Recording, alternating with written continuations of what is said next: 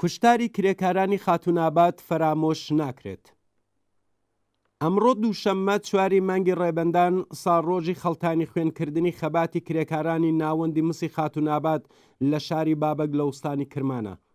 کوشتاری کرێکارانی خاتوناباد لەوەها ڕۆژێکدا لە ساڵی 1382 هەتاوی لە سەردەمی دەسەڵاتدارەتی ڕێفۆرمخوازانی حکوومەتیدا ڕوویدا، واتە لە سەردەمێکدا کە خاتەمی و کەڕووبووی موسەویەکان دەهۆڵی دیفاع لە مافی مەدەنیەتیان دەکوتا.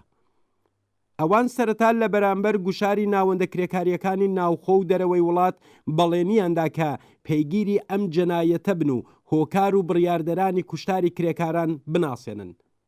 بەڵام وەک هەمیشە ئەم جارشیان نەتەنیا بەڵێنێکەیان جێبەجێ نەکرد، بەڵکو هەوڵیاندا ئەم کوشتارەش بە فەرامۆشی بسپێرن و درێژە بە سیاسەتە دژە کرێکارەکانی خۆیان بدەن. ناڕزایەتی کرێکارانی معدەنی مسی خاتوناباد ڕۆژی 15 بەفرامبار لە کاتێکدا دەستی پێکردکە بەڕێوەبەرایەتی معدەنی مسی خاتوناباد بە بیانووی کۆتایی هاتنی کاری ساختومانسازی لەم ناوەندە 200 کرێکاری لەسەر کار دەرکرد. لەم ڕۆژەدا کرێکارانی ئەم ناوەندە بە ئاگادار بوون لە بڕیاری بەڕێوەبەرایەتی و لە ناڕزایەتی بە دەرکردنیان دەستیان لە کارکێشایەوە و کۆبوونەوەی ناڕزایەتیان بەڕێوە برد. لە بەرامبەر ناڕزایەتی کرێکاراندا بەڕێوەبەرانی شیرکەت بەڵێنیاندا کە بیانگەڕێنەوە سەرکار و بەم بەڵێنیە کرێکاران کۆتاییان بە کۆبوونەوەکەیان هێنا. بەڵام سەرەڕای تێپەڕینی 2 هەفتە هیچ نیشانەیەک لە بەجێهێنانی بەڵێنەکانی خاوەنکاران نەدەبیندرا.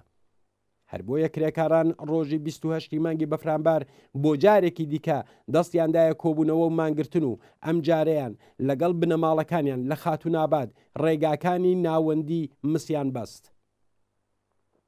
سەرەڕای ئەوەش بەرپرسانی شیرکەت بایەخیان بەخواستی کرێکاران نەدەدا، بەڵام بەیانی ڕۆژی جومعە 3 مانگی ڕێبەندان هێزەکانی ڕژیم و یەگانی ویژەی هێزی انتزامی لە زەوی و ئاسمانەوە بە هەموو جۆرە چەکێک و بە هێلیکۆپتەر هێرشیان کردە سەر کرێکارانی مانگرت و دەیان کرێکاریان بە سەختی بریندار کرد و لە ئاکامدا کرێکارێکیش بەهۆی تەقەی هێزەکانی ڕژیم گیانی بەخت کرد.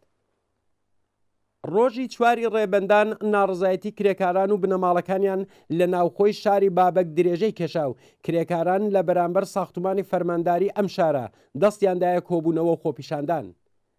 هێزەکانی ڕژیم بە فەرمانی فەرمانداری شار ڕاستە و خۆ تەقەیان لە کرێکارانی ناڕازی کرد و بەهۆیەوە 4 کرێکاری دیکەش بە ناوەکانی ڕیاحی، جاویدی، مەهدەوی، مؤمینی و خوێندکارێک بە ناوی پور ئەمینی گیانیان بەخت کرد و پتر لە 300 کەسیش بریندار بوون.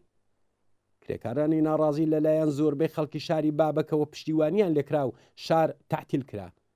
ئەگەرچی کردەوەی دژە مرۆیی دەست و پەیوەندەکانی بەرپرسانی مەحەلی ڕژیم کە ڕاستە و خۆل لە ناوەندی دەسەڵاتەوە فەرمانیان پێدرا بوو سەرنجام ئەم حەڕەکەتە کرێکاریەی سەرکوت کرد، بەڵام جەنایەتی ڕژیم لە خاتوناباد بوو بەهۆی پەرەسەندنی ڕق و نەفرەتی زیاتر لە کۆماری ئیسلامی و ڕێفۆرمخوازانی حکوومەتی کە بە بەڵێنی ئیسلاحات و گۆڕینی ژیانی خەڵک هاتبوونە سەرکار.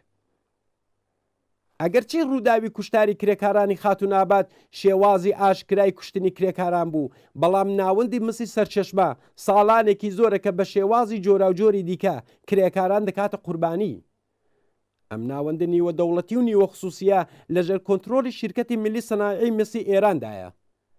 زنجیرە معدەنەکانی مسی سەرچەشمە ئەگەرچی سەراوەڵەن، بەڵام لە زومرەی نائەمترین معدەنەکانی جیهان دێنە ئەژمار و هەموو ساڵێک ژمارەیەکی بەرین لە کرێکاران بەهۆی نەبوونی ستانداردەکانی ئیمەنی و لەوانە بەهۆی گازگرتووی گیانیانە دەستدەدەن. کوشتاری کرێکارانی خاتوناباد بەهۆی ناکۆکی نێوان باڵەکانی ڕژیمەوە نەبوو، بەڵکو نیشانەی سەرسەختی گشت بورژوازی ئێران بوو بەرامبەر بە ناڕزایەتی کرێکاران دژ بە سیاسەتی دەرکردنیان.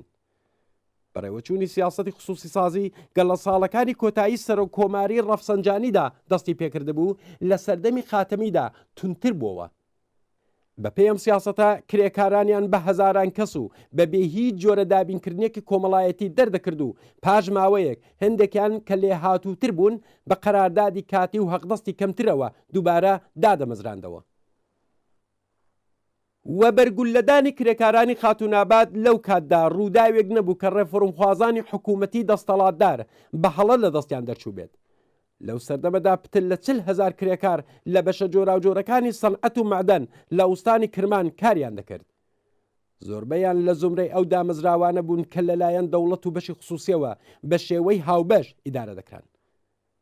ڕژیم بە شێوەی جددی بە شوێن بەکردەوە دەرهێنانی سیاسەتی دەرکردنی کرێکاران لەو بەشە لە سەنعەتی ئێراندا بوو بەنیاز بوو کە نمونەیەکی سەرکەوتوو بقوڵقێنێ بۆ هەموو بەشەکانی دیکە. خەباتی کرێکارانی خاتون ئابادیش ئەگەر سەرکەوتوو بایە دەبووە هۆی مقاومەتی کرێکاران لە بەرامبەر سیاسەتی ئابووری ئەو کاتی ڕەفۆرمخوازانی حکوومەتی لە پانتاییەکی بەرینتردا. هەر بۆیە دەبوو لە یەکەمین هەنگاوەکانیدا سەرکوت کرابایە. فەرمانداری شاری بابەک کە فەرمانی تەقەکردنی بەرەو کرێکاران و بنەماڵەکانیان دەرکردبوو تووشی تووڕەیی لە ناکاو نەهات بوو، بەڵکو ئەو دەستگاکانی داڕێژەری سیاسەت لە تاران لە ڕۆژی 15 مانگی بەفرامبارەوە تا ڕۆژی 4 ڕێبەندان دەرفەتیان بوو تا لەم بارەوە بیر بکەنەوە. کاردانەوەی دژە مرۆیانەی ئەوان بە نیسبەت ئەم ناڕزایەتیەی کرێکاران هۆکارەکەی ئەوە بوو کە پێیان وابوو ئەم ناڕزایەتیە دەتوانێت گشتگیرتر بێتەوە. هاوکار لەگەڵ ئەم ڕووداوە دەوڵەتی ئیسلاحات چەندین تەبسەرەی دیکەی بە زیانی کرێکاران بە یاسای کار کە ئەساسەن بە قازانجی سەرمایەداران نووسراوە زیاد کرد. زیادکردنی چەندین ئیسلاحیە لە یاسای کاردا و تەقەکردنی ڕاستەوخۆ بەرەو سنگی کرێکاران بەشە جۆراوجۆرەکانی یەک سیاسەتی واحد بوون. ئەزمموی خاتوناباد کە بە بەهایەکی گران بەدەسات بە چیدی کرێکاری ئێرانی نیشان دەکا کاتێک مەنافعی چینی کرێکار دێتە گۆڕێ باڵە جۆراوجۆرەکانی ناودەسەڵاتی سەرمایەداران سەرڕای جیاوازیەکانیان بە یەکسان بەرەنگاری خەباتی کرێکاران دەبنەوە. بێهۆنە بوو کە لە ئاخێزی مانگی بەفرامباری ساڵی 96دا کرێکاران و جەماوەری ڕاپەڕی و لە جەڕیانی ناڕزایەتیەکاندا دەنگیان هەڵبڕی و هاواریان کرد ئیسلاح تەڵەب ئوسولگەرا ئیتر تەواو بوو ماجرا. بێگومان ئەم گۆڕانکاریە لە وشیاری جەماوەر بە نیسبەت ماهیەتی ڕێفۆرمخوازانی حکوومەتی و زیادبوونی ئەم ئەزمونە بە خەباتی کرێکاران بە بەهای ڕەنج و خوێنیان بەدەست هاتووە.